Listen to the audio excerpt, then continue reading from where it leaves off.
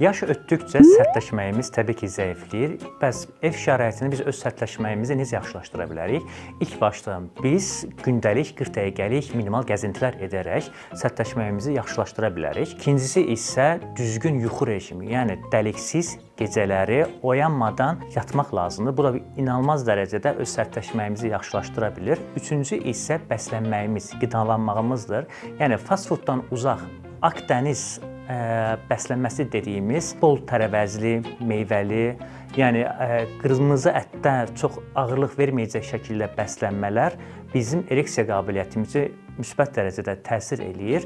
Dördüncü bizim artıq zərərli vərdişlərimizdir. Zərərli vərdişlər dediyimizdə siqaretdir, alkoldur, narkotik maddələr erektil qabiliyyətimizi inanılmaz dərəcədə düşürə bilir. Axırıncı yerdə mən deyərdim ki, artıq bizim xroniki xəstəliklərimizdir. Xroniki xəstəliklər dediyimiz, yəni şəkərimiz varsa şəkər stabil vəziyyətdə tutulmalıdır. Təzyiqiniz varsa təzyiq dərmanları ilə ideal vəziyyətdə olmalıdır və yaxud da hiperlipidemi, yəni qan yağlarınız həddindən artıq yüksəkdirsə, bu da stabilləşdirilməlidir və bunlara ümumi şəkildə riayət etdiyimizdə sərtləşməyimiz avtomatik olaraq daha da yaxşılaşacaq.